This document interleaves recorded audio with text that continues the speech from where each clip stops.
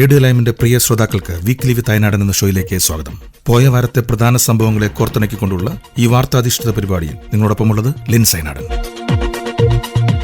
ചൈനയുടെ സൈനിക പരേഡിൽ നോർത്ത് കൊറിയൻ ഭരണാധികാരി കിം ജോങ് ഉന്നും റഷ്യൻ പ്രസിഡന്റ് പുടിനും പങ്കെടുക്കും. രണ്ടാം ലോക മഹായുദ്ധത്തിൽ ജപ്പാന്റെ കീഴടങ്ങളിനെ സൂചിപ്പിച്ചുകൊണ്ട് നടക്കുന്ന പരേഡിലാണ് ഇരു നേതാക്കളും പങ്കെടുക്കുന്നതെന്ന് ചൈനീസ് വിദേശകാര്യ മന്ത്രാലയം വ്യക്തമാക്കി. സെപ്റ്റംബർ 3 ബീജിംഗിൽ വിജയദിന പരേഡ് നടക്കുന്നത്. 26 ലോക നേതാക്കൾ പങ്കെടുക്കുമെന്ന് സഹവിദേശകാര്യ മന്ത്രി ഹോങ് ലെയ് വാർത്താ സമ്മേളനത്തിൽ അറിയിച്ചു. Belarus president, Iran president, Indonesian president, ദക്ഷിണ കൊറിയയുടെ സ്പീക്കർ തുടങ്ങിയവർ പരേഡിൽ പങ്കെടുക്കും. വിജയദിന പരേഡിലൂടെ ചൈനയുടെ വളരുന്ന സൈനിക ശക്തിയും ചൈനയും റഷ്യയും തമ്മിലുള്ള നയതന്ത്ര ഐക്യദാർഢ്യവും കാണിക്കലാണ് ചൈനയുടെ ലക്ഷ്യം. ടിയാൻമെൻ സ്ക്വയറിൽ 10,000-കണക്കിന് സൈനികരാണ് പങ്കെടുക്കുന്നത്. മുൻ വർഷങ്ങളെ അപേക്ഷിച്ച് ഏറ്റവും വലിയ സൈനിക പരേഡായിരിക്കും ചൈനയിൽ നടക്കുകയെന്ന് കരുതപ്പെടുന്നു. യുദ്ധവിമാനങ്ങൾ, മിസൈൽ പ്രതിരോധ സംവിധാനങ്ങൾ, ഹൈപ്പർസോണിക് ആയുധങ്ങൾ എന്നിവയുടെ പ്രദർശനവും പരേഡിലുണ്ടാകും. പുതിയ ലോക രാഷ്ട്രീയ സാഹചര്യത്തിൽ വളരെ പ്രാധാന്യത്തോടുകൂടിയാണ് ലോകം ഇതിനെ വീക്ഷിക്കുന്നത്.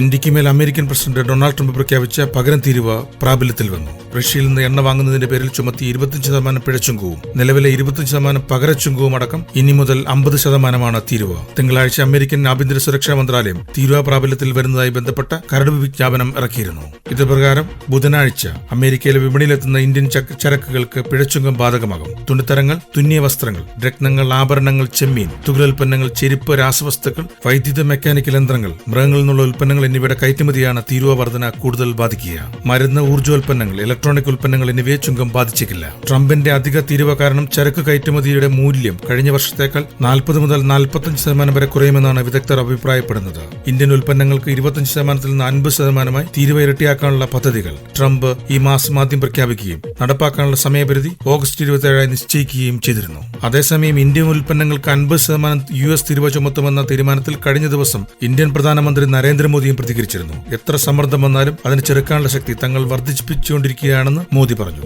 ഇന്ത്യൻ പൗരന്മാരുടെ താൽപര്യങ്ങൾക്ക് മുൻഗണന നൽകുമെന്നും പ്രധാനമന്ത്രി കൂട്ടിച്ചേർത്തു. പോയ വാർത്ത നാട്ടിലെ വിശേഷങ്ങൾ. GST പരിഷ്കരണം സംസ്ഥാനങ്ങളുടെ ആശങ്ക പരിഹരിച്ച് വേണമെന്ന് BJP ഇതര സംസ്ഥാന ധനമന്ത്രിമാർ. നികുതി ഇളവിന്റെ ഗുണം ഉപഭോക്താവിന് ലഭിക്കുമെന്ന് ഉറപ്പിക്കണമെന്നും സംയുക്ത പ്രസ്താവനയിൽ ധനമന്ത്രിമാർ വ്യക്തമാക്കി. GST നടപ്പിലാക്കിയതോടെ സംസ്ഥാനങ്ങളുടെ വരുമാനം കുറഞ്ഞു. 2016 സ്ഥിതിയിലേക്ക് ഇതുവരെ വരുമാനം എത്തിയിട്ടുമില്ല.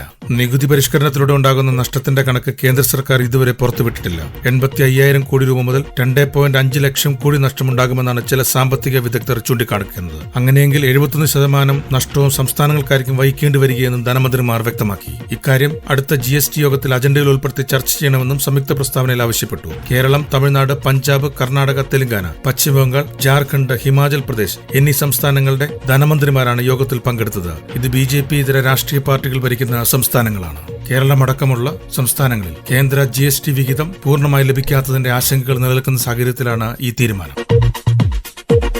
വോട്ടുകൊള്ള നടത്തി ഇനിയും 50 വർഷം ഇന്ത്യ ഭരിക്കാമെന്നാണ് BJP കരുതുന്നതെന്ന് ലോക്സഭാ പ്രതിപക്ഷ നേതാവ് രാഹുൽ ഗാന്ധി. വോട്ടുകൊള്ളയിലൂടെ രാജ്യത്ത് ഇനിയും അധികാരം പിടിക്കാമെന്നാണ് അവർ കരുതുന്നതെന്നും ബീഹാറിലെ ജനങ്ങളത് തിരിച്ചറിയണമെന്നും രാഹുൽ ഗാന്ധി പറഞ്ഞു. ബീഹാറിൽ നടക്കുന്ന വോട്ടർ അധികാർ യാത്രയിൽ ജനങ്ങളെ അഭിസംബോധന ചെയ്ത് സംസാരിക്കുകയായിരുന്നു രാഹുൽ ഗാന്ധി.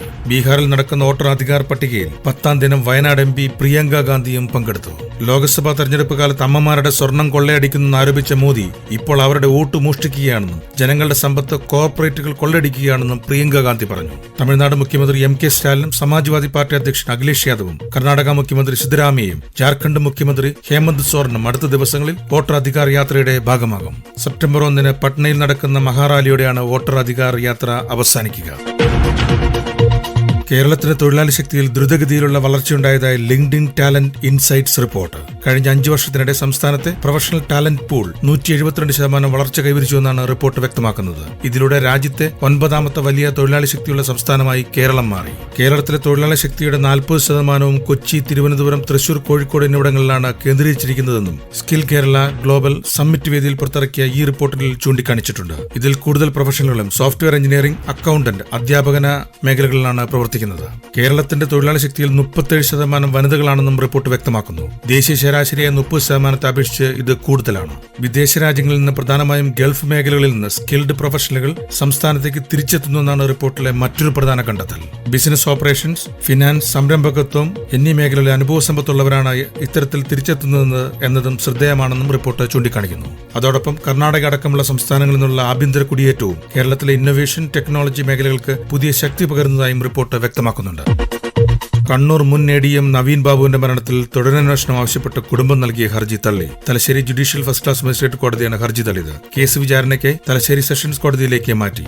കുടുംബത്തിന്റെ ആവശ്യങ്ങൾ ഇതിനകം തന്നെ പരിശോധിച്ചതാണെന്ന് വ്യക്തമാക്കിക്കൊണ്ടാണ് കോടതിയുടെ ഈ നടപടി. നവീൻ ബാബുവിന്റെ ഭാര്യയാണ് തുടരന്വേഷണം ആവശ്യപ്പെട്ട് കോടതിയിൽ ഹർജി സമർപ്പിച്ചത്. പോലീസിനെതിരെ ഗുരുതര ആരോപണം ഉന്നയിച്ചുകൊണ്ടായിരുന്നു ഹർജി. കഴിഞ്ഞ ഒക്ടോബർ 15-നാണ് നവീൻ ബാബുവിനെ പള്ളിക്കുന്നിലെ താമസ സ്ഥലത്ത് തൂങ്ങി മരിച്ച നിലയിൽ കണ്ടെത്തിയത്. നവീൻ ബാബുവിന് യാത്രയപ്പ് നൽകുന്ന പരിപാടിയിൽ അപ്രതീക്ഷിതമായി പി ദിവ്യ എത്തുകയും കളക്ടർ അരുൺ കെ വിജയന്റെ സാന്നിധ്യത്തിൽ വിമർശനം ഉന്നയിക്കുകയും ചെയ്തിരുന്നു. ഇതിൽ മനംതൊന്നാണ് നവീൻ ബാബു ആത്മഹത്യ ചെയ്തതെന്നാണ് കേസ്. കേരളത്തിൽ വളരെ രാഷ്ട്രീയ പ്രാധാന്യമുള്ള ഈ കേസിന്റെ വിചാരണ ഇനി തുടങ്ങുകയാണ്.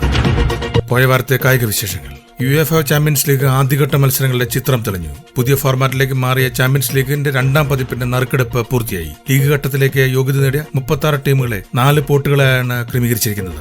ഇംഗ്ലീഷ് ചാമ്പ്യന്മാരായ Liverpool, Real Madrid, Inter Milan, Atletico Madrid എന്നീ ടീമുകളുമായി മത്സരിക്കും. നിലവിലുള്ള ചാമ്പ്യന്മാരായ PSG, Bayern Munich, Barcelona, Atalanta, Tottenham എന്നീ ടീമുകളുമായി മത്സരിക്കുമ്പോൾ പ്രമുഖ ഇംഗ്ലീഷ് ക്ലബായ Man City, Real Madrid, Monaco, Bayer Leverkusen എന്നീ ടീമുകളുമായി മത്സരിക്കും. ചാമ്പ്യൻസ് ലീഗിന്റെ ആദ്യഘട്ട മത്സരങ്ങൾ സെപ്റ്റംബർ 16 മുതൽ 18 വരെയാണ് നടക്കുക.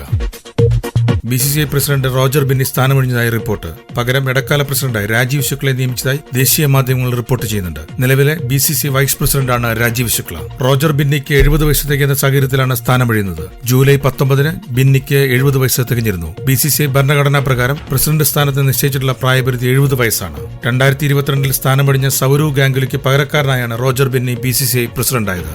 സെപ്റ്റംബറിൽ നടക്കാനിരിക്കുന്ന അടുത്ത BCCI വാർഷിക പൊതുയോഗത്തിൽ സ്ഥിരം പ്രസിഡന്റിനെ BCCI തെരഞ്ഞെടുക്കും. ഈ ആഴ്ചയിലെ വാർത്താധിഷ്ഠിത പരിപാടി ഇവിടെ അവസാനിക്കുന്നു. അടുത്തയാഴ്ച ഇതേ സമയം നിങ്ങളോടൊപ്പം ഉണ്ടാകുന്ന പ്രതീക്ഷയോടെ നിങ്ങളുടെ സ്വന്തം ലിൻസ് അയനാടൻ.